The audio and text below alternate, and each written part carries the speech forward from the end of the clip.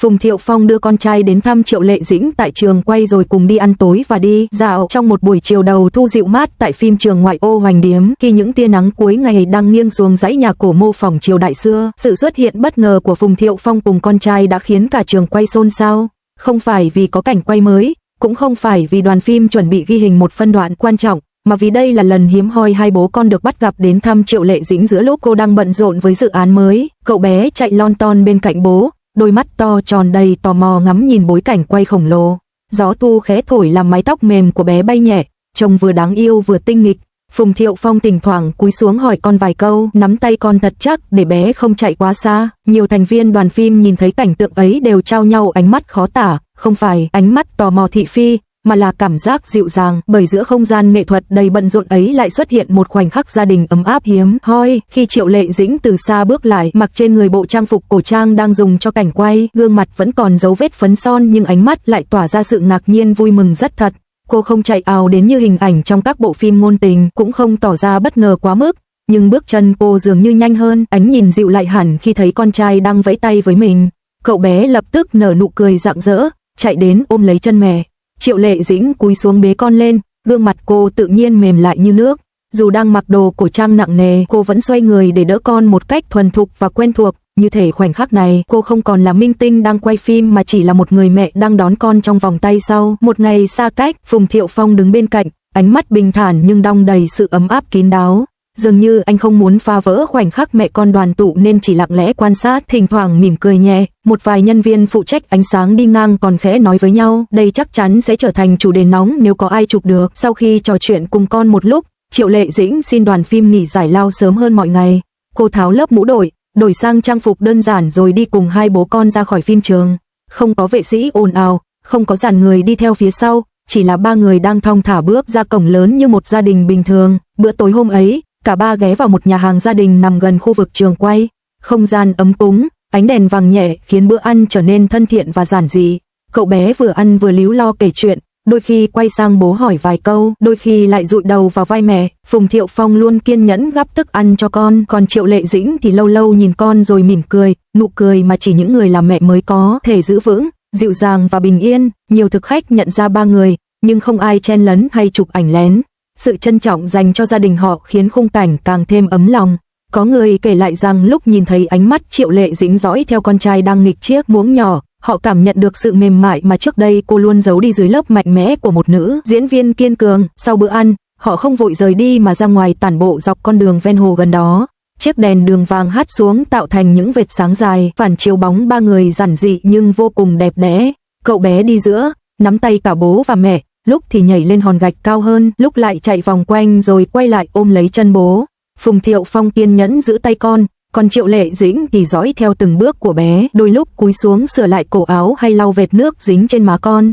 Dưới đêm thu tĩnh lặng ấy, mọi thứ dường như trở nên chậm rãi, không còn ánh đèn máy quay, không còn tiếng hô, diễn, không còn áp lực của những tin đồn hay chỉ trích, chỉ có ba con người đang tận hưởng khoảnh khắc thuộc về riêng họ, bình yên, nhẹ nhàng, không tô vẽ. Những người đi ngang qua kể rằng họ nhìn thấy Triệu Lệ Dĩnh nhiều lần bật cười khi con trai nói điều gì đó ngây ngô. Ánh mắt cô khi nhìn con chứa đựng thứ cảm xúc mà bất cứ người mẹ nào cũng hiểu, niềm vui nhỏ nhưng sâu sắc, niềm hạnh phúc không cần phải nói thành lời. Phùng Thiệu Phong thỉnh thoảng cũng cười theo, ánh mắt anh dành cho hai mẹ con có phần ấm áp và trầm tĩnh hiếm thấy.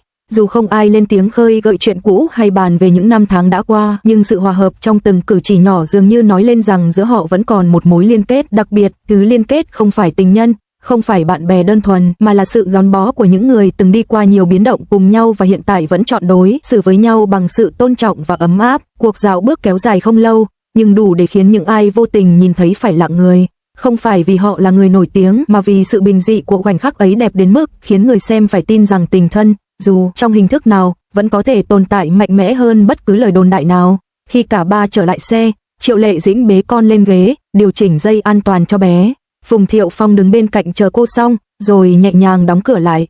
Không có khoảnh khắc nào bị phóng đại, không có lời nói nào cần phô trương, chỉ là những hành động nhỏ đủ để khiến bầu không khí mềm xuống. Đêm thu dường như cũng trở nên ấm hơn, ngay cả gió cũng thổi nhẹ hơn, như để lưu lại hình ảnh bình yên ấy thật lâu. Và rồi xe rời đi trong sự yên tĩnh, nhưng khoảnh khắc ấm áp ấy dù không có hình ảnh lan truyền hay video ghi lại, vẫn trở thành một câu chuyện đẹp được truyền miệng trong đoàn phim và những người may mắn có mặt tối hôm đó. Một khoảnh khắc chứng minh rằng đôi khi những điều giản dị nhất lại là những điều có sức lay động lớn nhất.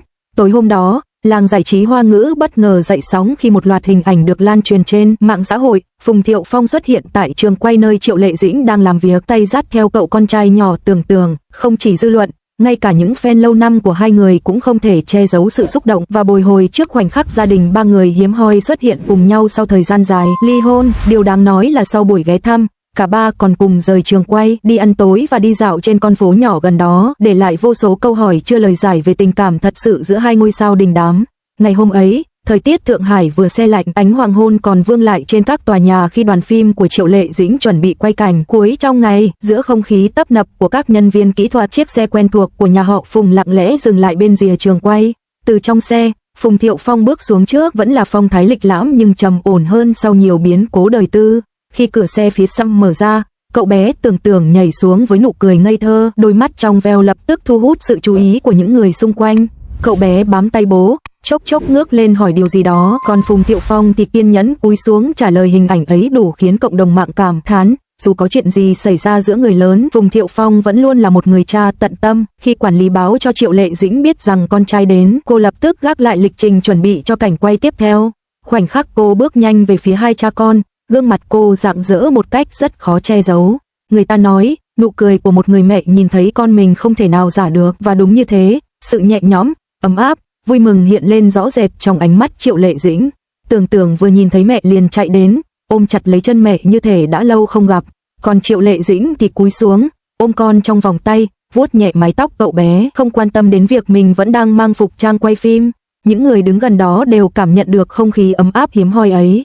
Không có ống kính chính thức nào ghi lại, nhưng rất nhiều đôi mắt chứng kiến và tất cả đều thầm hiểu rằng dù đã ly hôn, giữa Triệu Lệ Dĩnh và Phùng Thiệu Phong chưa bao giờ thực sự cắt đứt sợi dây kết nối mang tên gia đình. Sau vài phút nói chuyện cùng con trai, Triệu Lệ Dĩnh ngước lên nhìn Phùng Thiệu Phong.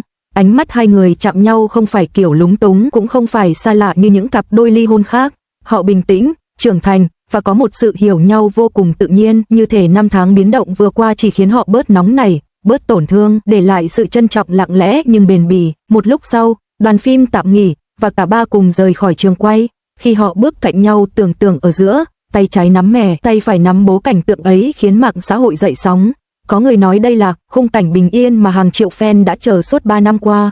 Cũng có người thở dài rằng nếu không biết họ từng ly hôn, chắc chắn ai cũng tưởng đây là một gia đình hạnh phúc đang cùng nhau đi ăn tối. Buổi tối hôm ấy, họ chọn một nhà hàng nhỏ nằm trong con phố yên tĩnh. Không phải nơi sang trọng mà giới giải trí thường lui tới, mà là một quán có không gian gia đình, ấm áp, ánh đèn vàng dịu nhẹ.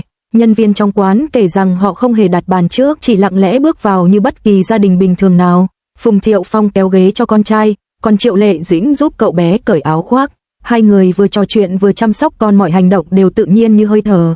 Trong suốt bữa ăn, Tường Tường liên tục líu lo kể chuyện ở trường, về bạn bè, về thầy cô, về món đồ chơi mới. Mỗi khi cậu bé nói đến đoạn thú vị, Triệu Lệ Dĩnh lại bật cười khẽ, còn Phùng Thiệu Phong thì gật gù, đôi lúc nhắc con ăn chậm lại. Nhìn cảnh ấy, khó ai tin được họ là vợ chồng đã ly hôn. Có thể giữa họ không còn sự lãng mạn như trước đây, nhưng rõ ràng vẫn tồn tại một dạng quan hệ đặc biệt thân thuộc, tôn trọng, đồng hành trong vai trò cha mẹ. Sau bữa tối, cả ba đi bộ dọc tuyến phố rợp ánh đèn trang trí. Triệu Lệ Dĩnh nhẹ nhàng nắm tay con, còn Phùng Thiệu Phong đi sát bên cạnh để đảm bảo an toàn cho hai mẹ con.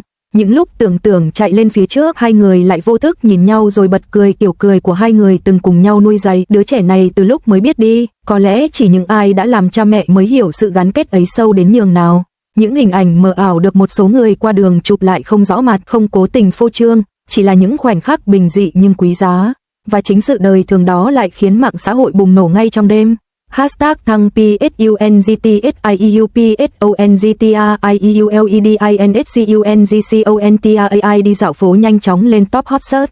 Bình luận thì đủ loại, người vui mừng mong họ tái hợp, người hoài nghi cho rằng đây chỉ là buổi gặp để thăm con, người thì xúc động trước hình ảnh gia đình ấm áp. Nhưng bất kể lời bàn tán ra sao, không ai có thể phủ nhận rằng buổi tối hôm ấy là một trong những khoảnh khắc hiếm hoi đẹp đẽ nhất của hai người sau khi cuộc hôn nhân kết thúc. Không phải là scandal, không phải là tin đồn, mà đơn giản chỉ là tình thân, điều mà cả hai luôn cố gắng giữ gìn cho con trai.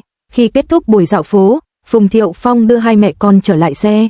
Triệu Lệ Dĩnh cúi xuống buộc lại dây giày cho con, Còn Phùng Thiệu Phong đứng cạnh chờ đợi, ánh mắt anh luôn hướng về phía cậu bé. Trước khi chia tay, họ trao đổi vài câu, rất bình tĩnh và nhã nhặn, như hai người trưởng thành biết rõ điều quan trọng nhất bây giờ là sự bình yên của con trai. Cánh cửa xe đóng lại, và cả thế giới bên ngoài ồn ào không còn ảnh hưởng được đến họ.